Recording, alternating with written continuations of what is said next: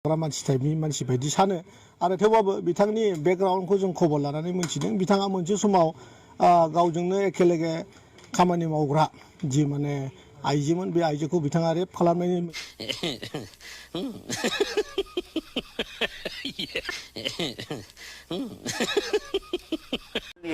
मानसि बियो स्कुलिया हाई स्कुलाव फरायनाय समनिफ्रायनो मा आखलनि मानसिमोन नोंलाय हा आंथ' मिथिनो मोनदों नोङो सानसे समाव क्लास 9 आव फरायबा मानसिफोरनि बोरमाखौ खावनानै जानानै बुजानानै नोङो खारनानै गुवाहाटीयाव थाहैदों गुवाहाटीयाव बाथौफुरियाव थाहैनानै नों बाथौफुरि हाई स्कुलनिफ्राय 3rd डिभिजनाव नों मेट्रिक पास जादों बात तो सही है खुलुमबाय रायजोफोर नोंथांमोना गावसिनि मेगनजोंनो नुनो मोनबाय अमर ब्रह्म आरो राकेश बसुमतारी बिथांमोना मानो नांज्लायलायदों बिसिनि नांज्लायलायनाया मोनसे पलिटिक्स रायजोफोर अमर ब्रह्मआ मास्टार राकेश बसुमतारीया बिसिनि नांज्लायलायनाया मोनसे नखरनि बिसि फिसाय संख्रि बानलुनि नांज्लायनाय बायदि बात तो सही है जोङो बुंनो हायो माखासे मोसौ लावखारफोरनि नांज्लायलायनाय दिनै बिसोर सानैजोंहाय गावसिनि बेकग्राउन्डखौबो मिथिलाया मोजाङैनो मिथिया ओरैनो बिसोरो नांज्लायलायदों बेबोनो बैबोनो बेबोनो नोजोङो बिसोरो दिनै बर' हारिनि समाजखौहाय दावराव अर जोंब्लावहोदों जागायजेननाया सोर इडियट बुंजेननाया सोर गाज्रि भाषा बाहायग्रोग्राया सोर जागायजेननायाबो बिपिएफनिनो इडियट बुंग्रायाबो बिपिएफनिनो गाज्रि भाषा बुंग्रायाबो बिपिएफनिनो गावसोरनो बुङो गावसोरनो कन्ट्रल खालामनो हाया बेयावलाय अर जोंहांनायावहाय घिउ लुनाय बायदिया जाखागोन ना एक नाम्बार सुटिया बिपिएफनि मानसिफ्रानो लिडार्सफ्रानो एक नाम्बार सुटिया आं सासे पाब्लिकसो सासे इउटुबार पाब्लिक पिथांखि ब्लग चेनेलनि दिनै गाबोननि सेंग्रा सिख्लाफोरखौहाय नोंथांमोना मानो मेगनावहाय हाद्रि सारफावनो नागिरदों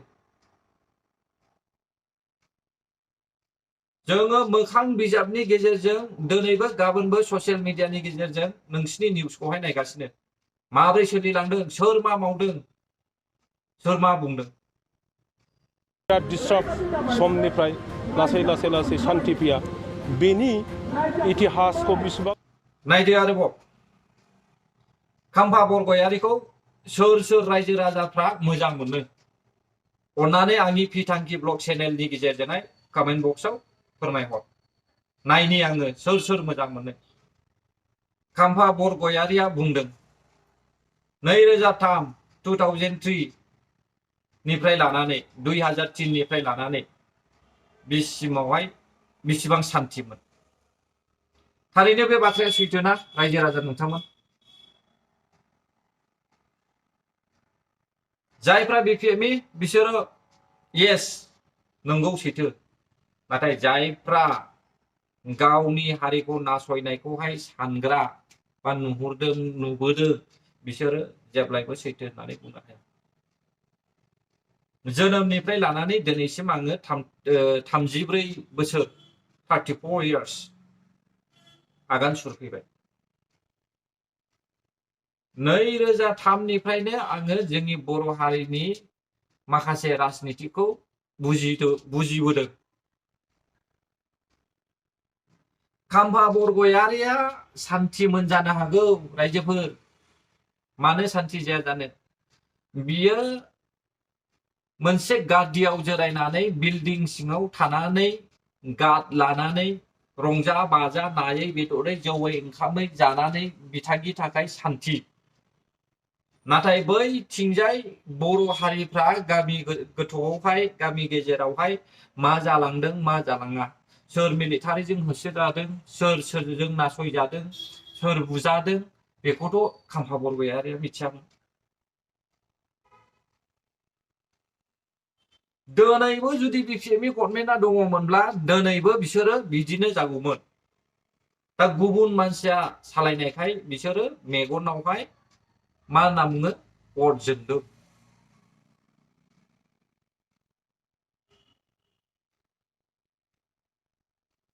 एक नाम्बार सुटिया BPF नायबावदो आरोबाव दिन्थिबावनायसै आङो বিলাকে বনাই আছে না বেনিফিচিয়ারিয়ে বনাই আছে ঘর পাওয়া মানুহবিলাকে বনাই আছে সব ঘর পাওয়া মানুহে বনাইছে তো মই চ্যালেঞ্জ কৰিছোঁ তহঁতে যদি এনেকা কৈছে মই স্পটত যাই আছোঁ পিছত দেখা সেইকাৰণে মই আহিম এতিয়া ইঞ্জিনিয়াৰ আহি আছে এতিয়া বুজিব নহয় माब्लाबा BPFनि मानसिया बेफोरबायदि मालायनि न' लुनायखौहाय थांनानै नायहैफेरदोंमोन माब्लाबा चेकिं खालामफेरदोंमोन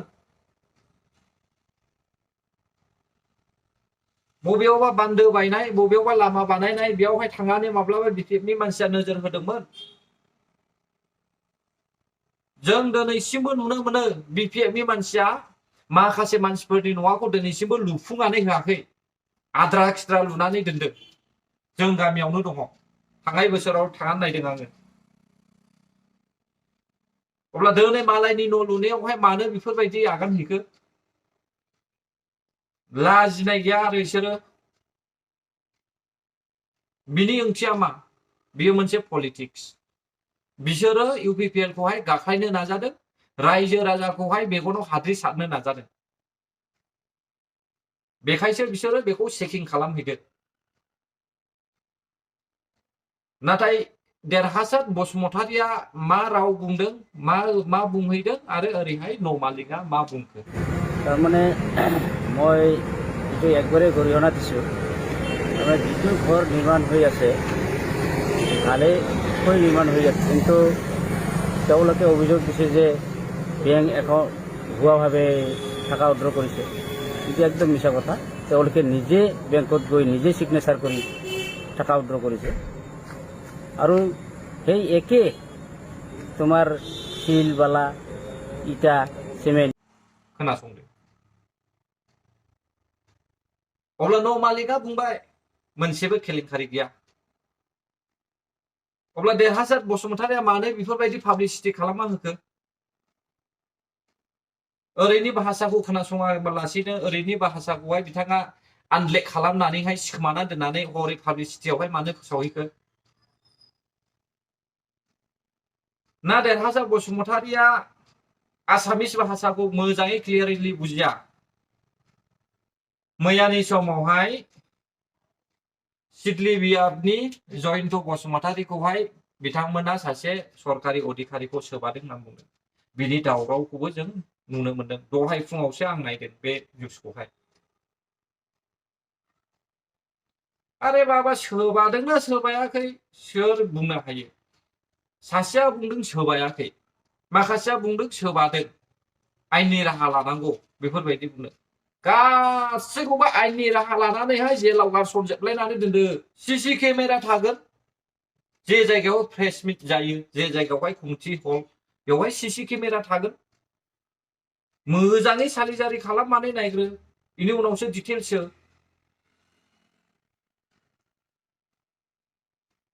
ओरैनो नुवागारा मिथियागारा मेगनजों नुवा माया ओरैनो पाब्लिसिटि पाब्लिकखौ दावराव केम्पिं खालामनानैहाय मिटिं बानायनानैहाय फोसावनाय बेफोरबायदि जायो नामा सोरबा